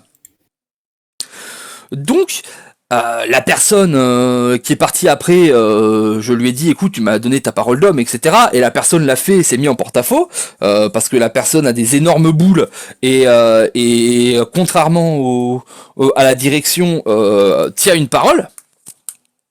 Mais ça a fait beaucoup de tort au tournoi, à notre orga, et à la suite, parce que forcément, moi j'ai des partenaires derrière qui ont dit, mais si les mecs ils tirent comme ça à balles réelles, à coups de petits coups de pute comme ça, est-ce que ça vaut bien le coup de continuer? Mais j'ai fait top 3. C'est pour vous dire, si on avait eu un coup de main, ça se serait bien passé. En plus, ils ont fait beaucoup d'audience. Le tournoi était très beau, je suis sûr que si ça avait été fait en direct avec les trucs qu'on avait prévus, ils auraient eu une énorme audience parce qu'on avait un décor comme, à part chez Blizzard pour les HCT, il y en a nulle part. Mais non, on se dit non, on veut pas que ces gens-là fassent des événements corrects, parce que s'ils font des événements corrects, ça veut dire que nos événements vont paraître moins corrects. Et c'est ce qui m'a été dit de manière officieuse. C'était la mienne. Des commentaires, les copains, moi j'ai beaucoup parlé, c'est à vous. Dan reprend le truc, c'est toi le chef. Je bois un coup d'eau. D'accord. L'histoire en soi parle d'elle-même. La vraie question, en fait, c'est pourquoi annuler ça? Donc, ce qu'on imagine, ça n'a jamais été dit vraiment, mais c'est ce qui apparaissait, c'est que on veut pas faire de pub à un organisateur de tournoi, puisque la structure en question organise des tournois également. Mais au-delà de ça, en fait, c'est surtout la façon dont c'est fait, qui est, on annonce au dernier moment pour que l'organisateur en question puisse pas se retourner.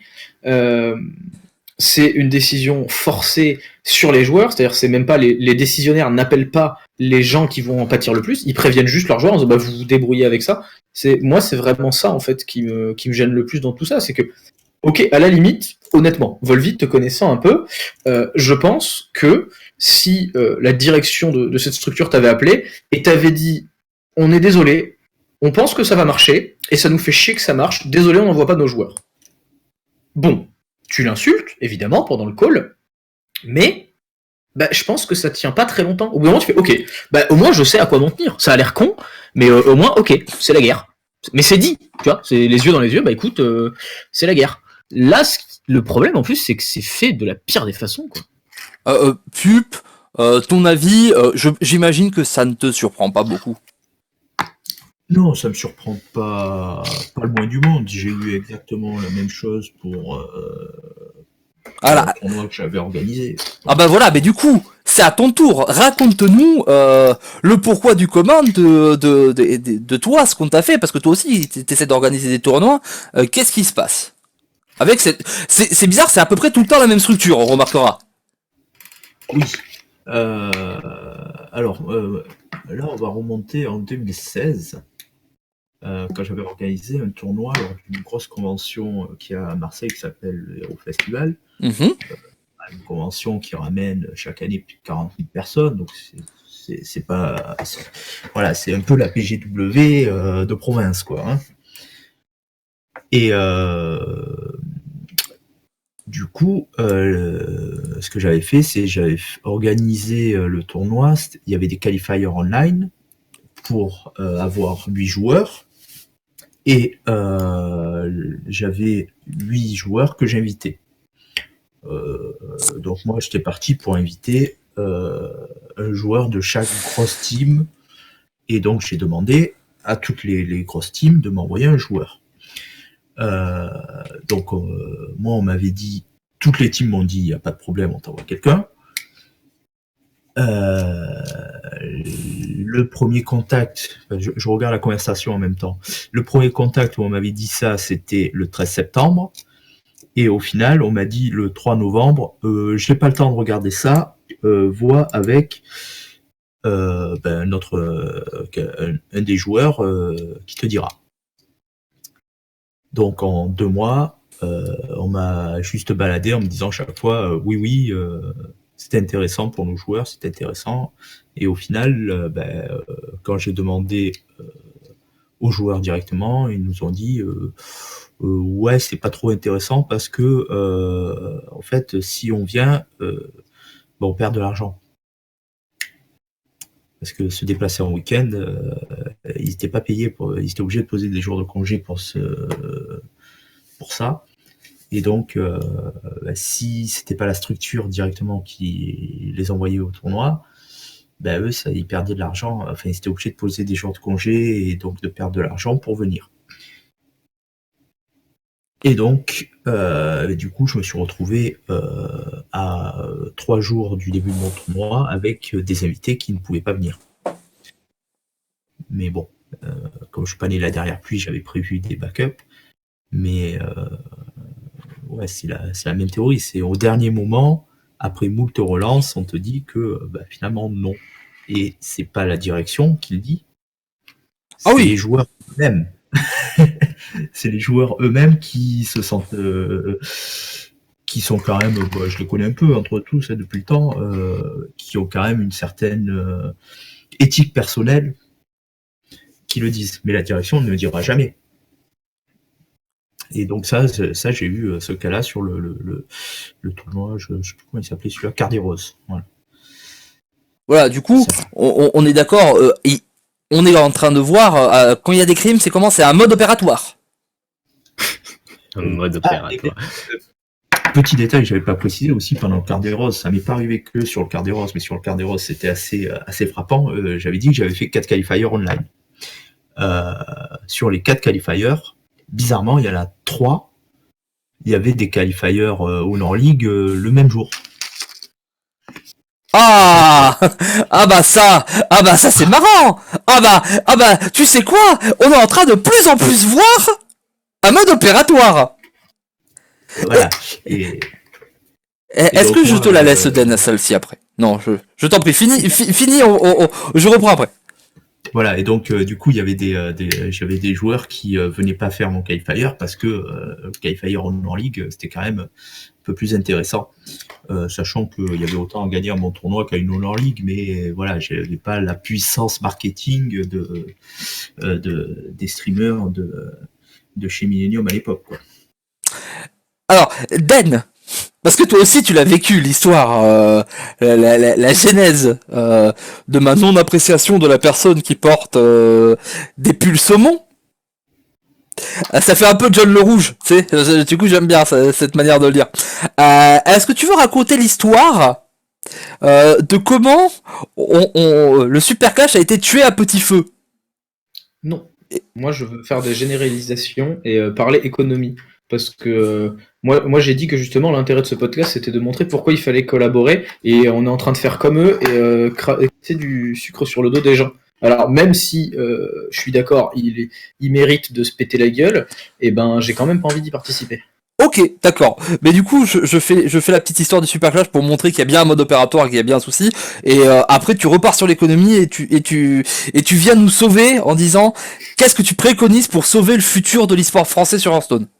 Pendant ton histoire, je mets mon slip au-dessus de mon pantalon et puis j'arrive. Allez, du coup, ce qui est très marrant, hein, c'est que pour ceux qui l'ont suivi, et on a des gens qui le savent parce qu'ils ont suivi le Super Clash et ils nous écoutent encore, et vous êtes des fidèles et on vous kiffe. C'est le Super Clash, ça marchait très bien, ça marchait assez fort, ça faisait un peu d'ombre aux télé. On lançait que le lundi, mais tu m'arrêtes si je me trompe, Den, mais on faisait des très très bonnes audiences. Alors, peut-être qu'au lieu de dire très bonne ou pas très bonne, donne un nombre. C'est plus simple en fait. On a fait des pics au-dessus de 3K. Alors, voilà. Mais alors là, les pics au-dessus de 3K, c'était l'ultra pic. Alors déjà, le pic au-dessus de 3K, on peut donner les noms, c'était le Torl contre Unit, donc c'était les deux plus gros streamers en vue à ce moment-là. 3K7. Voilà, c'est pas nous qu'on venait voir, c'est pas le tournoi qu'on venait voir, on venait voir ces deux mecs-là qui avaient tweeté pour nous. Sinon, de façon générale, on était... 1K5 à 2K. Non, on n'était pas 1K5, 2K de moyenne Volvi, pas aux gens s'il vous plaît. Si, la première saison, on avait les stats avec Asmo. Oui, alors la première saison, oui, mais on en a fait 3 saisons du Super Clash. Et la première saison, on a invité toute la scène française, et quand on l'a fait comme tout le monde, évidemment, on invitait des noms. Et donc les noms nous boostaient en saison 2, quand on a commencé à le faire avec des gens qui débarquaient sur la scène, et que nos Super Clash, c'était alors je dis des bêtises, mais c'était du gros NDX, c'était du Sweet, qui à l'époque n'était pas connu, c'était des gens comme ça, qui étaient excellents. Je ne suis pas en train de dire que c'était des mauvais joueurs, c'était peut-être même des joueurs qui étaient meilleurs que les gens connus à l'époque, parce que on voit par exemple Sweets qu'il est maintenant, qui est probablement un des meilleurs joueurs français. Et je dis probablement parce que j'ai dit que je faisais pas d'évidence dans cette vidéo. Et on était plus sur entre du 400 et du 700 à peu près. Mais oui, c'est vrai que la première saison, forcément, quand on invitait les mecs qui eux faisaient 3K tout seuls sur leur télé, c'était facile de le faire de notre côté, ouais. En les invitant. Donc, mais du tournoi en lui-même et nous, on était à 500-600. Mais pourquoi à des moments on a arrêté d'inviter certaines personnes et qu'il y a des gens en fait qu'on ne pouvait juste plus inviter. C'est-à-dire qu'au début on a arrêté d'inviter les gens d'une certaine structure parce qu'on s'est fait annuler des Super Clash 1 heure avant, parce que des gens qui faisaient partie de structure nous ont annulé leur venue 1 heure avant. C'est ça, ou 1h30 avant, quelque chose comme ça, Den? C'est toi qui gérais les joueurs, voilà. Deux fois, j'ai eu... alors moi, pour ceux qui ont eu l'occasion de bosser avec moi pour de vrai, c'est-à-dire dans le cadre du boulot où il y a une mission, il y a de l'argent en jeu, c'était pas le nôtre, c'était celui de Judgip, mais j'appelle ça quand même avoir de l'argent en jeu, et il l'avait misé sur Volvi et moi à l'époque. Je déteste qu'on me prenne pour un con. Mais vraiment, c'est un truc, c'est... vous allez passer un très très mauvais moment si je sens que c'était prévu en fait. Et 2 fois du coup Volvi m'a vu débarquer sur le call où je lui ai dit écoute, je prends un train et là je vais leur en mettre une. Voilà. Volvi, tu m'arrêtes si je dis une bêtise. Oh oui, c'est exactement. Une fois il m'a dit prends le relais parce que sinon moi il y a des insultes qui partent. Voilà, il y a eu 2 fois où vraiment c'est je fais le premier contact. Pas de souci, je serai là, machin. Ok. Deuxième contact, j'envoie le format, j'envoie la date définitive, j'envoie les adversaires, je rappelle le format. Ok, cool, ça a l'air marrant. Pas de souci. Troisième contact, moi en tout cas je faisais comme ça. La veille, ok, toujours aucun problème, on est toujours bon. Est-ce que tu peux rappel des règles pour demain, donc les timings, je veux ta line-up à telle heure, je veux ton ban à telle heure, je veux que tu sois dispo à telle heure, machin. Ouais, pas de souci, j'ai libéré ma soirée, le format a l'air marrant. Le lendemain, donc le premier rendez-vous était à 17h pour la line-up, on prenait le live à 19h, donc après, nous, de 18 à 19, en fait, ce qu'on faisait, c'est qu'on communiquait la line-up, les decks, donc les classes de l'adversaire, et de 18h30 à 19h, on faisait les bans et la phase de deck building. À 17h, j'ai eu un oui, je suis prêt. À 18h10 à peu près, j'ai eu un désolé, j'ai une urgence. Voilà. Une fois, bon. Une fois ça arrive, c'est ok, j'ai une urgence. Honnêtement, pour le j'ai une urgence, je peux l'entendre. Ça m'a honnêtement vraiment fait chier, et je sais plus comment on l'avait réglé, je sais plus si c'est du coup moi qui avais joué, je crois que c'est le soir où Asmo avait joué en urgence ou un truc du Non, le premier soir, c'est le soir où on l'a totalement annulé. C'est la deuxième fois où c'est Asmo qui a pris le jeu. Voilà, du coup, première fois ça marche. Et encore, enfin, moi dans ma tête, tu me dis si tu fais autrement, mais moi quand je dis à quelqu'un j'ai une urgence, une fois que l'urgence elle est réglée, je retourne voir la personne, je fais voilà, je suis désolé, il s'est passé ça, si je peux pas donner des détails perso, je les donne pas, mais il s'est passé ça, je pouvais vraiment pas faire autrement, et genre, je m'aplatis devant la personne. Littéralement. Genre, quand est-ce que je peux revenir? Est-ce que ça a créé un quelconque problème? Est-ce que je peux réparer le truc? Est-ce que tu veux que je fasse un tweet, un communiqué, un truc pour m'excuser à la communauté? Genre vraiment, c'est voilà, j'ai mis des gens dans la merde. Je fais, enfin moi personnellement, c'est un truc genre je me sens mal, j'ai envie de réparer le truc. J'en ai jamais plus entendu parler. Et la deuxième fois, et c'est là où vraiment on a commencé à comprendre que ce que tu te foutrais pas complètement de ma gueule, c'est que même message, même heure, même structure. Et même follow-up, c'est-à-dire que j'ai jamais entendu parler après. Hein. Voilà, sauf que à n'importe quel moment tu interagis avec te pub, hein, n'hésite pas. Hein. Sauf que la deuxième personne, moi je m'entendais bien avec, je suis allé la voir en privé.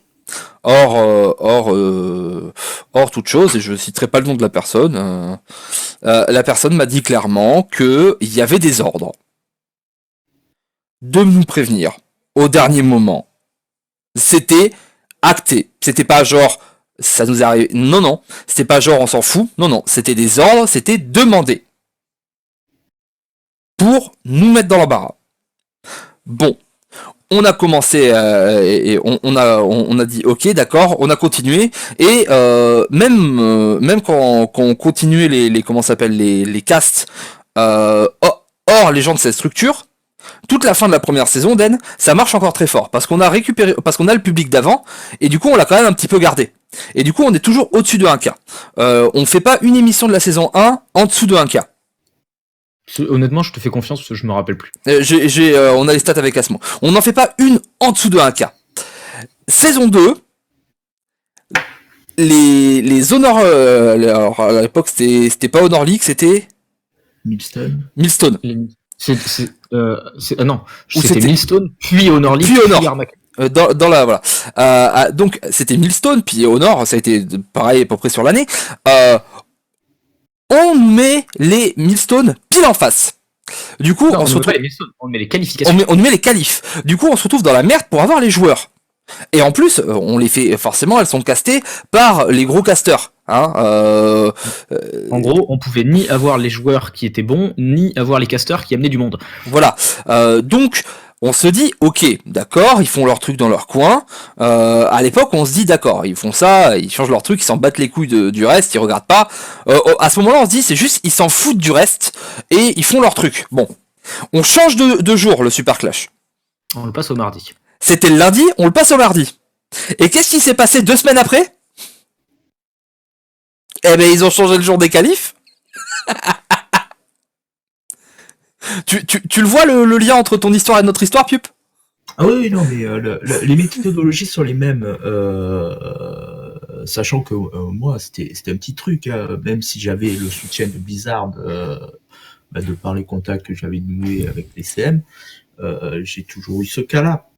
Sur d'autres tournois aussi, j'ai eu ce cas-là, bizarrement, et je me suis toujours arrangé pour annoncer les dates très en amont de mes événements, pour justement pour pas marcher sur d'autres personnes, ou pour que si on arrivait s'arranger pour se décaler les uns les autres.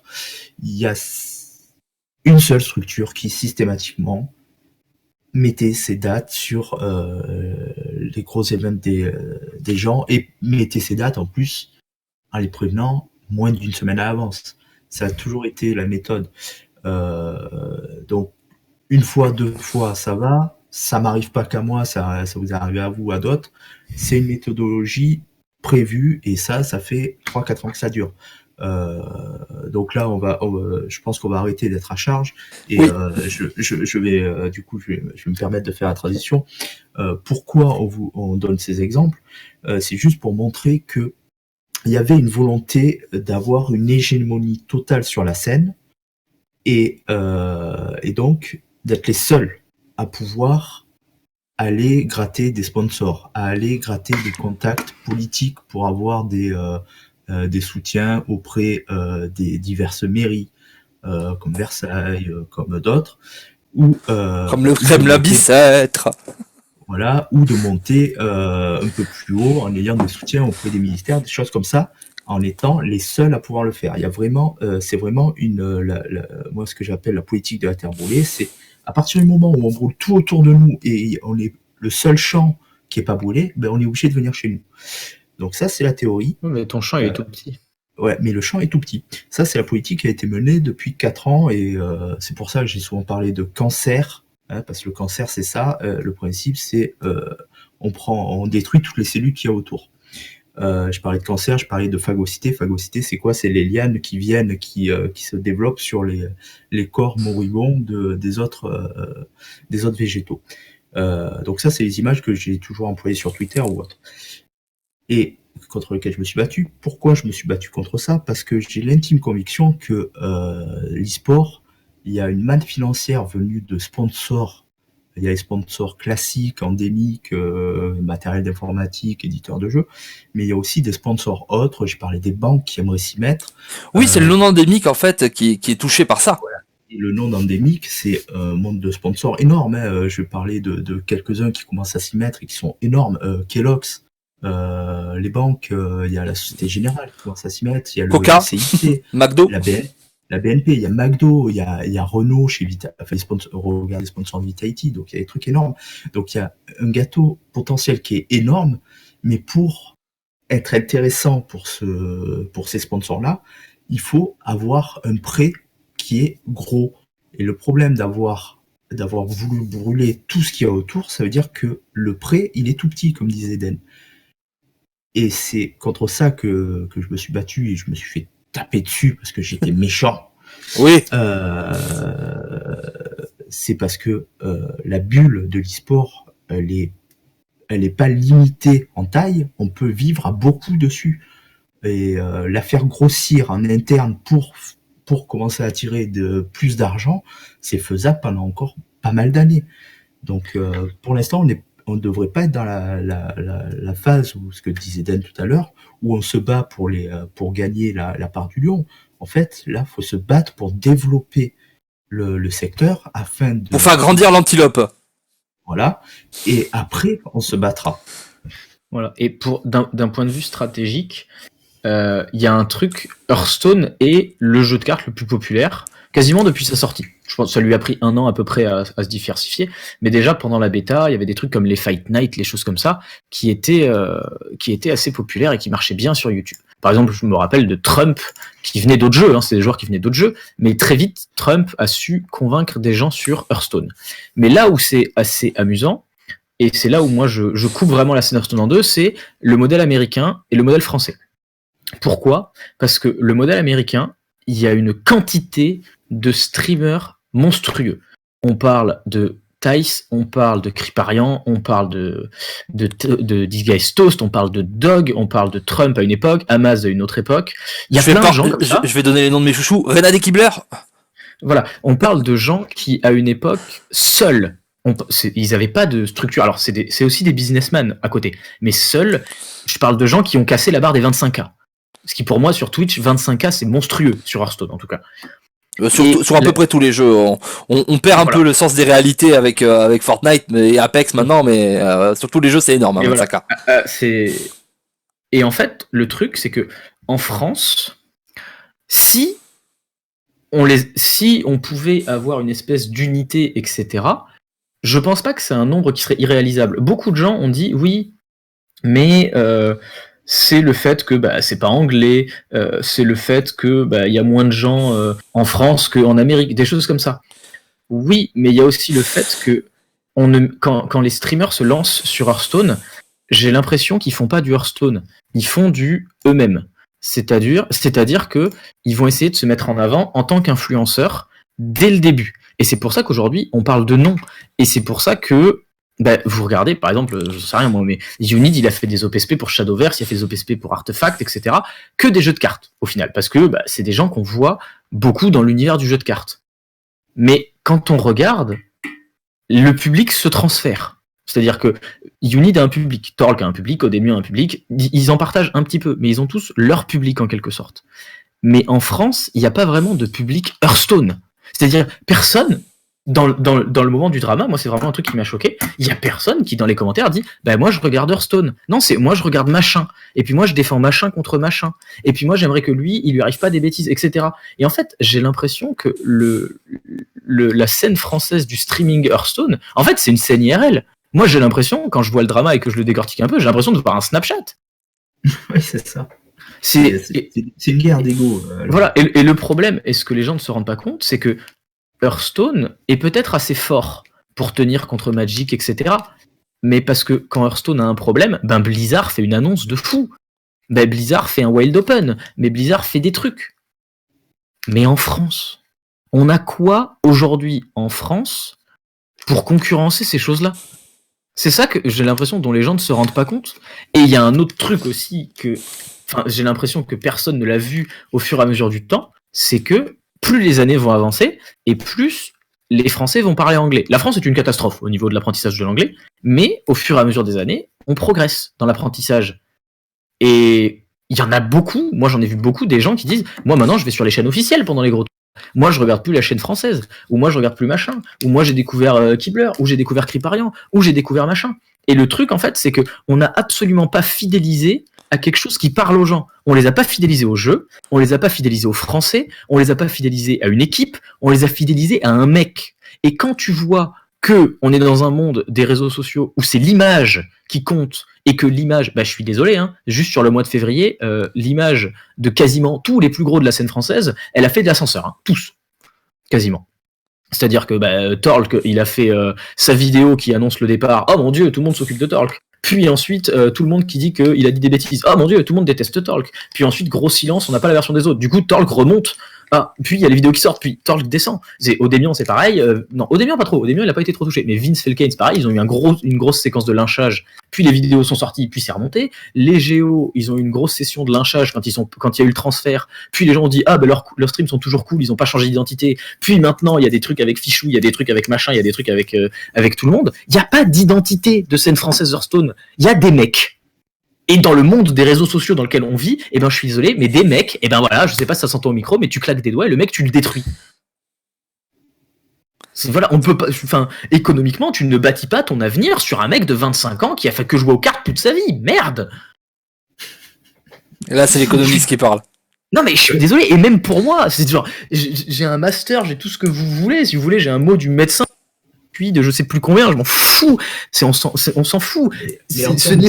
En termes d'image, ce qui manque à la scène Hearthstone française, c'est l'argument marketing qui est vieux comme le monde, c'est le storytelling. Oui. Du storytelling, je vais prendre le cas de LoL parce que c'est un jeu que je connais assez bien. Sur LoL, il y a un gars qui s'appelle Narcus, qui a plein de défauts, qui est un influenceur avec plein de défauts. Lui, il a toujours amené un storytelling dans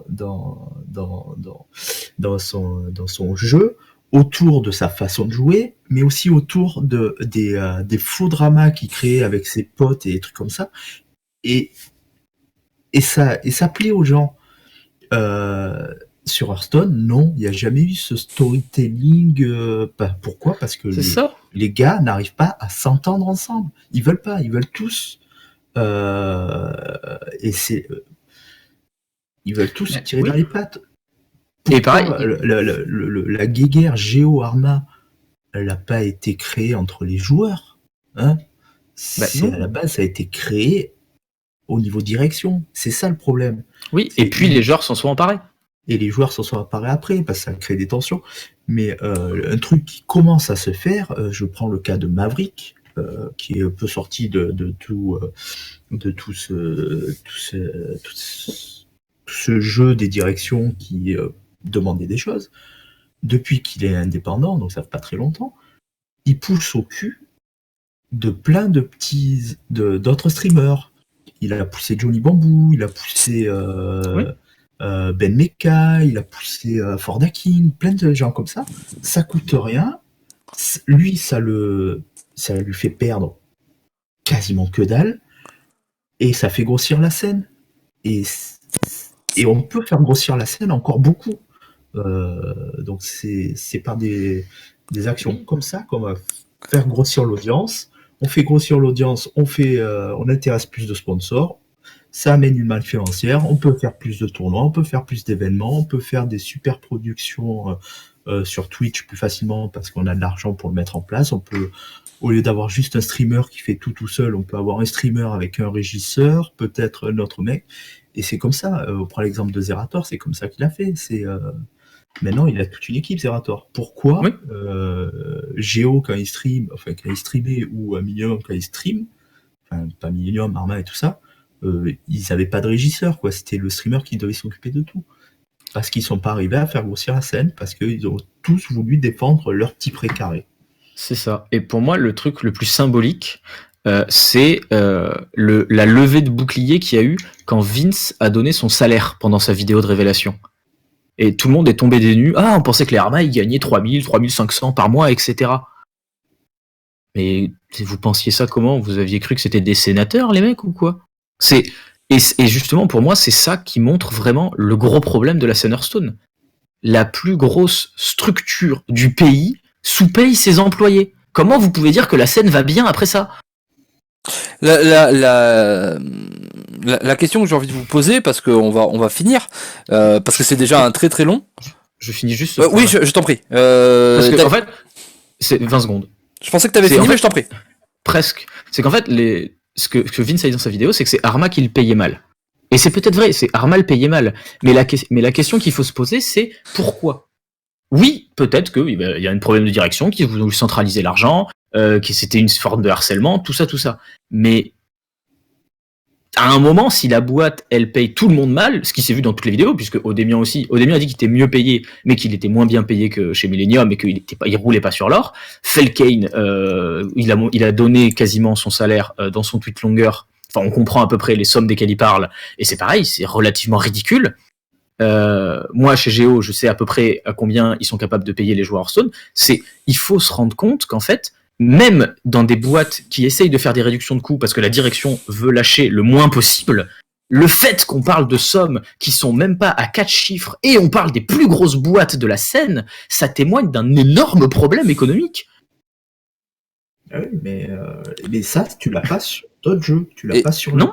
Et c'est le résultat de ce dont on parlait depuis pas mal de temps et de pourquoi tu disais, Den, que effectivement la coopétition et cette manière de se dire on va se battre pour notre scène, pour faire vivre tous nos acteurs, au lieu de on va se battre pour nos gueules parce qu'il y a un petit truc et du coup on va tuer tous les autres acteurs parce que il y a pas beaucoup de gâteaux au lieu de faire un gâteau de plus. On en arrive là en fait. Mais pour moi, c'est même une limitation en termes de point de vue. C'est-à-dire qu'en fait, pour moi, la seule raison de faire comme il fait, c'est ok, la scène va vivre 2 ans, le jeu va mourir, il faut qu'on prenne le maximum maintenant. Mais pourquoi tu te lances sur ce jeu-là alors? Quand tu montes une boîte d'e-sport, pourquoi tu pars sur un plan que ton jeu va bientôt mourir? C'est complètement débile. Parce qu'il n'y a pas la passion. Le seul but, c'est de gratter dans l'immédiateté un peu d'argent. C'est de gratter et de monter autre chose. C'est du coup fait pour les joueurs et dans un point de vue de passion. Même au-delà du point de vue, au-delà de la personne en fait, moi c'est juste la réflexion économique qui m'intéresse. C'est soit tu te dis le jeu va bientôt mourir, je prends le maximum. Ok, bon, désolé les gars, vous êtes plantés, le jeu n'est toujours pas mort. Soit tu te dis bon, je vais essayer de tuer la scène et le jeu va grandir, quelle que soit la façon dont je m'en occupe, parce que je serai pas un acteur qui va influencer sur la scène et donc je vais essayer de prendre la plus grosse part du gâteau. Bah ouais, mais fallait faire de l'anglais si c'était ça. Si tu prends une niche au niveau de la langue, tu te dis pas que tu vas pas être un acteur influenceur. Soit, la seule chose que tu peux te dire, c'est tiens, tout le monde dit que l'e-sport dans 15 ans, ça va être l'un des plus gros marchés mondiaux. Ouais, et si je prenais pas une stratégie qui dure 8 mois? Ouais, ça peut être pas mal. Ça peut être pas con. Du coup, je vais vous poser la question à tous les deux. Moi, j'ai ma petite idée. C'est la dernière Banane question. flambée. Banane flambée. C'est la dernière question de ce podcast et on finira là-dessus. Est-ce que donc, c'était la question à la base, la coopétition en France sur la scène Hearthstone est possible? Est-ce que tout ce qui s'est passé va nous permettre de repasser à un système beaucoup plus sain que vous avez pu tous les deux et que j'ai pu présenter et qui en théorie serait beaucoup plus sain pour tout le monde, ou est-ce que c'est impossible, ça va repartir comme en 40 et il faut s'attendre à ce que bah voilà la scène continue de péricliter comme elle est jusqu'à ce qu'elle s'éteigne d'une petite mort dans quelques temps. C'est possible. Il faut juste que les plus gros influenceurs en aient envie. Les petits streamers là qui ont 50, 100 viewers, ils sont dans cet état d'esprit. Il faut que les gros, j'ai parlé de Maverick par exemple, qui est dans cet état d'esprit. Il faut que tous les autres gros du type Maverick aillent dans le même état d'esprit. Et oui, ça va faire grossir la communauté, et oui, ça va ramener d'autres sponsors, et oui, ça va ramener de l'argent. Mais il faut vraiment que les égos, qu'ils oublient cette façon de faire, et que les égos se taisent un peu, qu'on soit dans un monde un peu plus bisounours qu'avant. Dan? Pour moi, je vais dire malheureusement, le seul moyen pour que ça arrive, c'est que quand le nouveau projet Odemian, Vince, Felkane, Tarso Liège, je sais pas si c'est les 5, s'il y en aura que 3, 4, je sais pas, il faut que ça vienne d'eux. Ils mangeaient tous ensemble ce week-end, donc à mon avis, il y a une chance. Voilà. Enfin, je vais appeler ça le projet Odemian & Co, parce que je trouve ça marrant, et qu'Odemian a un nom à consonance anglaise, du coup ça marche bien. Pour moi, il faut absolument que ça vienne d'eux, parce que je pense pas qu'on a le temps d'un deuxième affrontement frontal entre deux structures, en fait. Je pense que s'il y en a un autre, ça va profiter à ces deux structures, et ensuite, il va plus en rester assez, en fait. On pourra le faire durer pendant des années, genre on pourra le tenir artificiellement en vie, mais il y a aucune web télé, il y a aucun sponsor qui va se dire, ouais, j'investis sur des mecs qui font 1K5 viewers et qui sont en baisse depuis des années. Parce que tu peux dire ce que tu veux.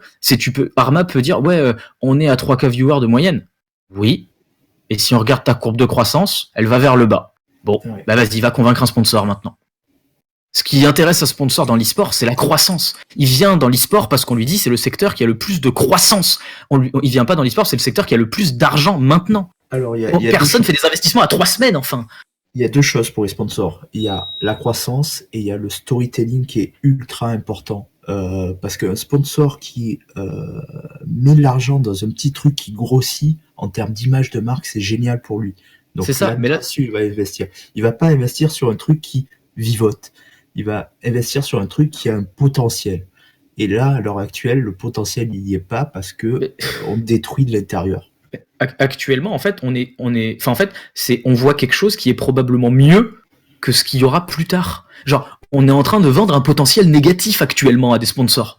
Et des mecs un peu réveillés, tu peux pas leur vendre un potentiel négatif.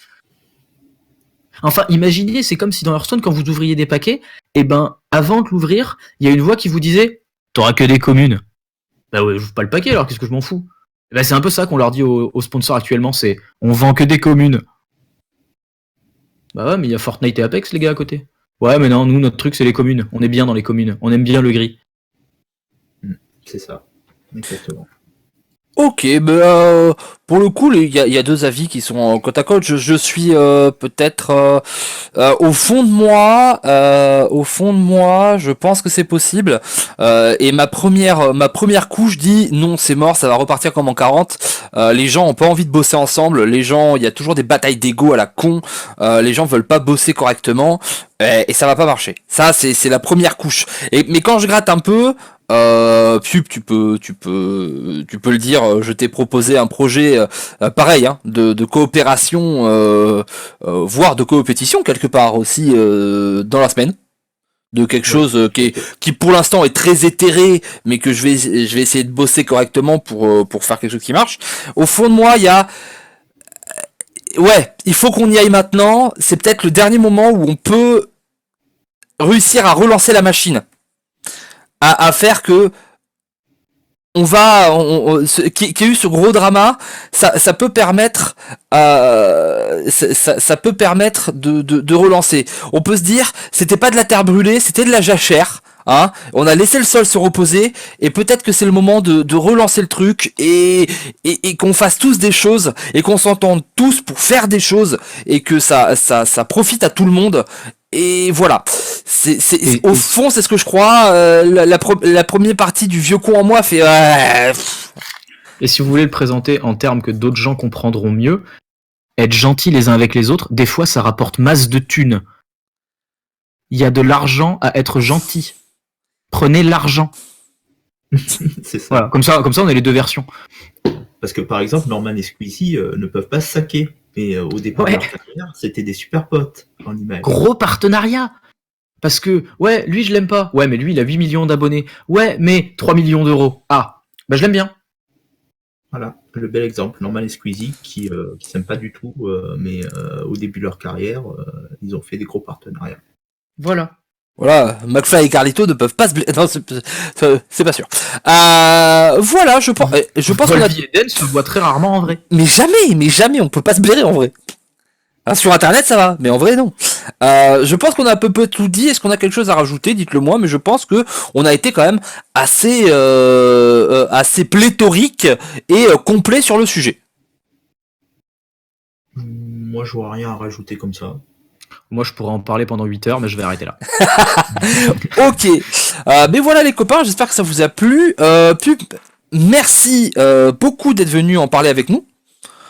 Pour cette émission qui est toujours un peu longue, mais où on parle de sujets un peu différents, donc forcément on prend un peu plus de temps. C'est quoi les prochains événements pour toi? Là, pas grand chose. Pour l'instant, j'essaie de voir si je reprends en charge une équipe ou pas. J'hésite. Et je vois un peu comment la scène va évoluer. J'essaye de monter un petit tournoi avec des streamers indépendants. Ça va être un peu compliqué, mais bon, si ça passe, ça peut être sympa. Et le prochain gros événement, ça sera la Bonne Mère Cup 2 d'ici quelques mois. Ok. Pour les autres, avec Den, comme d'habitude, vous pouvez le retrouver sur plein d'endroits. Il coach un peu partout, coach The Gamers Origin, bien entendu, et sur notre chaîne d'Anevolvi, où il va y avoir des choses qui vont arriver. Petit teaser, il y a des trucs énormes. Et c'est pas Volvi. Et pour une fois, c'est pas moi. Et ça, c'est incroyable. On vous fait des énormes bisous. On vous dit à très bientôt pour un nouveau podcast du Corbeau. Il y en aura un toutes les semaines. Il y en a un qu'on veut faire depuis des mois et il va enfin pouvoir se faire. Et je suis tellement impatient. Il va durer 8 heures. Ouais. Oh le kiff. Parce que et c'est parfait. Parce qu'on a dit aujourd'hui il fallait être gentil. Et ben on va montrer l'exemple prochain. Voilà, on vous l'annoncera, mais si ça se fait... Est-ce qu'on peut juste dire le nom de l'invité? On l'a déjà fait et ça s'est pas fait. Mais on refais-le parce que cette fois on a eu la personne qui est venue nous demander. On va avoir Felkane. Si ça c'est pas une preuve de vouloir faire de la coopétition, je sais pas ce que c'est. Des gros bisous les copains, on se retrouve comme d'habitude sur Jeep. À très bientôt. Salut. Ciao.